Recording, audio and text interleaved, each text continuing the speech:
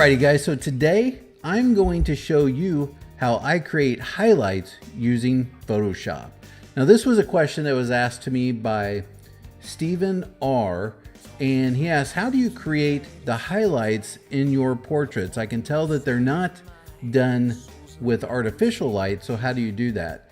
And there's a couple ways we can do this, all right? So, and I'm gonna show you one or two of the ways that I use, typically most common, but there are a lot of different ways aside from actually using the real sun or artificial lighting with a strobe or something to that effect.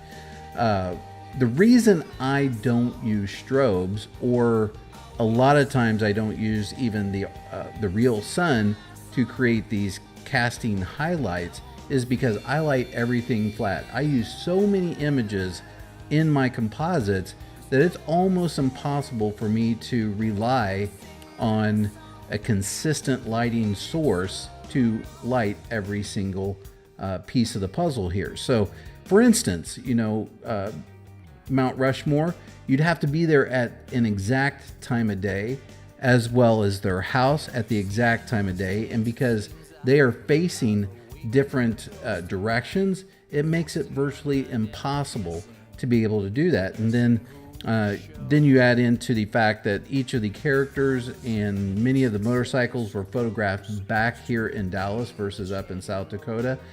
You can see the complexity and the impossibility of getting a consistent light. So I light everything flat, and then I go into Photoshop and Lightroom and I create my own light. And I'm going to show you how I create my own light.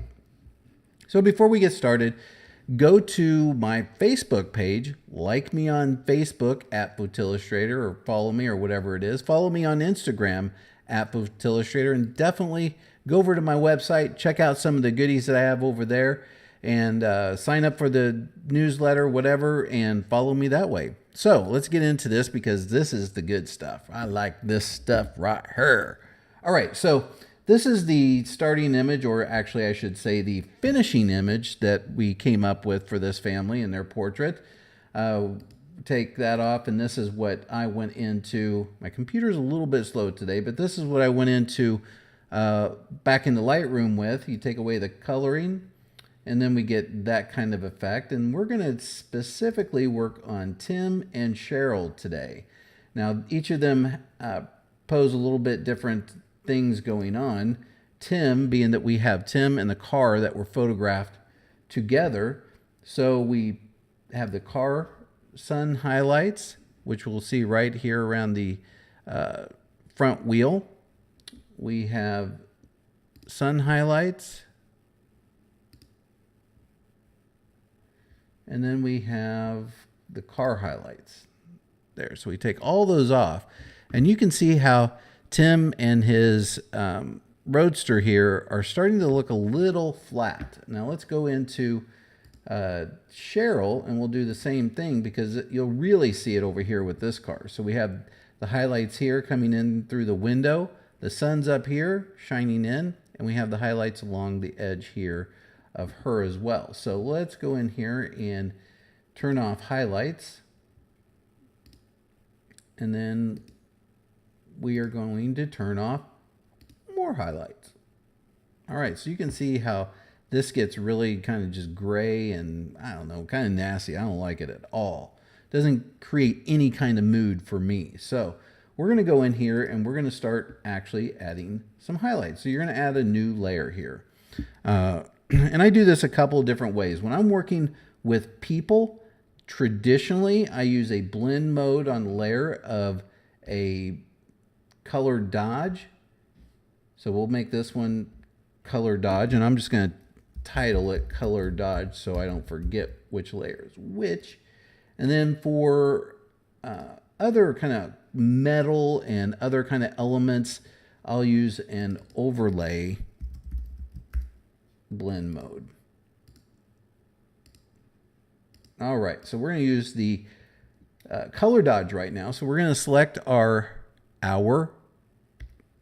brush tool, this fancy little brush tool. I like setting its hardness at basically 0. Opacity is going to be 100. Flow is going to be 100. And we are going to make this color and 867B00. So you get this kind of turdy looking yellow. All right. But it's not going to be turdy looking when we put it on here. So we want to make sure that the opacity on the layer is 100 as well. We're going to go in here to Cheryl and we're going to blow her up here. And so we know that the sun is coming from this direction right behind Bundy here, their sun, right over the house. And it's going to cast a light down here. So we know that we want this side of her to have a highlight, maybe not all the way down to the feet because the rooftop probably blocks some of it, that type of thing. So we're going to go in here and we're going to actually add the highlight. So everything's set. Now we're just going to go in here and it's going to look really strong. Okay, so we're just going to create that edge there. Now realize this is part of my edge because this was photographed with her. She's actually sitting on the car, so we want to get rid of that. Make sure that we get a little bit there on her Bible and then right there on her knee, kind of tapering off. All right, so we have the highlight set now. We can go in and we can reduce the opacity to a more believable place. Now we want to, when we're reducing the opacity on this, I want to focus on the area of the most strength. So the highlighted area that has the most strength will probably be roughly around in her hair somewhere. And so I'm going to reduce that to a believable level. And then I'm going to come in here and I'm going to pick my erase tool, bring that opacity down to 20, somewhere around in that area, because I like to paint it out rather than just do one full swoop of it out. So then we're just going to go in here and we're going to get rid of some of that there on her hair, and then come back in here, and then we can get rid of it off the car. And you can see I'm not being super precise here, and you don't necessarily have to be. And if you want to come back in here with your brush tool, select that again, and you can create some more highlights. We erased too much off her arm, so we want to make sure we get back there. Maybe get some right here on this hair that's coming forward there. You can see how bright it gets there. So we can bring our erase tool. We want to make sure that we erase it out of the shadows for sure. Okay. And any place like that that just gets kind of gnarly looking. The other thing that you can do is you can come in here before you do that, and we can start using a blend if. So we can take this all the way down so we can get rid of it out of our shadows, and then you can bring this down a little bit if you want. You bring it down too much and you lose your highlight. You bring it back up, you still got your highlight pretty good, but at least it gets rid of it out of the shadows, makes it a little bit more believable. You don't need quite as much opacity on it when you do that. So that looks good. I like it. So you can come back in here and you can still paint more highlights. We know that there's some in her hair, maybe just lighting the back of her hair, possibly. Sounds reasonable. Okay, we'll get rid of some of that, just make it real soft and subtle right there. All right, so that doesn't look too bad. It gives her a more believable look there. All right, so you take that away, you get flatness. Add it, you get some nice depth. I like that. All right, so then we're going to go in here to the overlay, and we're going to do the same thing with the car.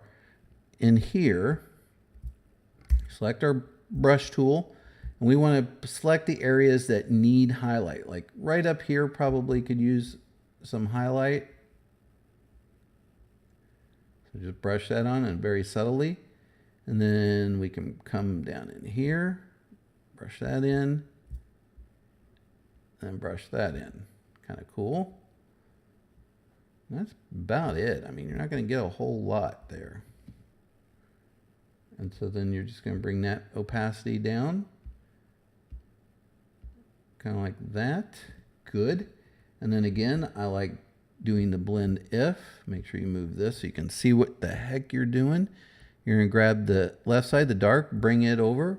And you can see how that changed everything. So we don't want to bring it all the way over because we don't want to lose all of our highlight in here. So we're going to bring it up. That's too much. It looks too nasty yellow. Something just like that. And then we can even go in here and grab the color dodge, kind of give it a nice little once over to give it that nice sun effect right there. We can even go and do white. Let's see what that does. None on that. Let's do it over here. White doesn't do much for us there. So anyway, you get the idea of what we're doing here with the highlights. You can create some nice little highlights in the car, on her, really give it some depth and some a nice feeling. You know, it's all about a feeling. All right, let's go over here to Tim. And let's work on Tim a little bit.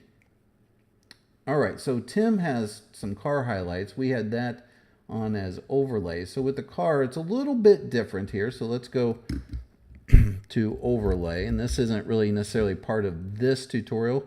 I did cover this in another tutorial on how to enhance highlights. You can find the links there in the bottom. And so we're going to get our brush tool.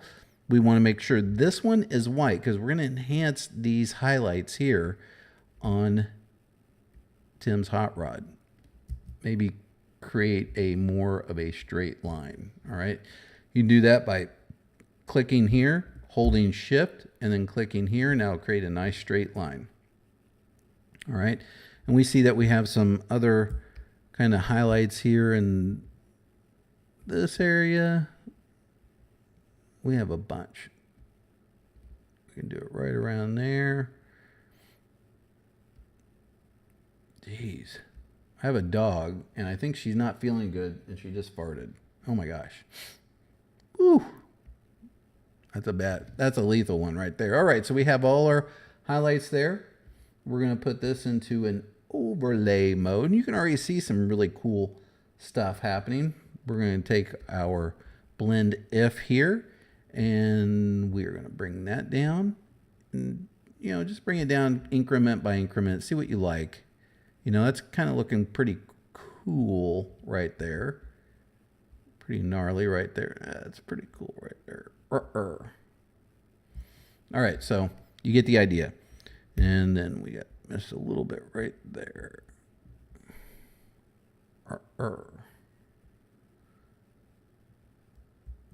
And then we can erase some of that off. Just get rid of it. All right, so you get the idea. That's how we do the car. Clearly, we could do a lot more. Maybe erase some of this out because we know that the sun's coming down and his shoulder is probably blocking that right there. So let's go into Tim and give Tim some amazing highlights. Again, we're going to name this Color Dodge because that's what we're going to do. And we want to make sure we're on the right layer there. So we're going to go up here, Color Dodge, and we are going to select. You can just push X to switch those. B, got 100% flow, 100% opacity, 100% on our layer. We're ready to rock and roll. So we're just going to come in here and start painting some highlights on Mr. Tim. Nice. Probably down there.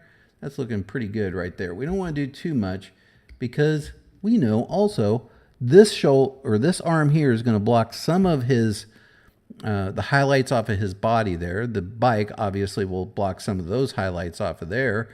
And then we can actually come down here onto the car and give that a nice little highlight. We can give this a nice little highlight and maybe some of that. Cool. Cool. Probably not in there. All right, so we might even give that one. So then go back over here. I'm going to bring this back up to close to 100 just because I want to get rid of all the overspill here. It's not about reducing the highlight. It's about just getting rid of the spillover. All right, so there we go. Now we're going to go over here and we can actually do our blend if again. And if we want to blend it, make sure it doesn't hit the shadows because that seems more real to me. Good. Let's just go there. You can do anything you want. This is the cool thing about this. There is no right or wrong. You just do. You can see, you can bring that opacity up, and as you're bringing it up, looking good, you can go back in here and create just a little bit more on the tire. We can actually create another layer, give that a color dodge, and then we're going to expand that because I just want to barely do it. I like it on his hat there. I'm going to emphasize that hat. And we're going to bring that all the way down. Give those couple little touches. Grab our erase tool. Make sure we don't get any spillover, because we don't want spillover. And then we can come down here and just subtly reduce that. Grab our erase tool. I know I'm going fast. I like being at about 13. And then get rid of some of these highlights down here because they're way too strong. All right, so that's looking pretty decent right there. I'll take that. All right, so that's how we create the highlights on Tim and on Cheryl. And then that's how we get to, ultimately, one of the steps that we get to creating the overall portrait, which in this case was printed as a 50-inch stretch canvas portrait to hang on their wall in that home right there in their vacation home in South Dakota. They love it. It's an awesome portrait. I enjoyed working with the family. I enjoyed doing the portrait. It was a lot of fun. Anyway, go out, create your own portraits, see how the highlighting works for you. Go out and shoot some subjects and some cars and whatever in the under cloudy skies or in an evening when the sun's going down and not getting direct light. Photograph them and then take that into Photoshop, work it up with this highlighting and see what happens. I would argue that just adding highlights and not even focusing necessarily on the shadows is going to make that picture really pop. So it's a really good technique to make your photos, your composites really pop. Give them some depth. Go try it. Depth. Go try it. Let me know how it goes, and I'll see you next time on Photillustrator What TV.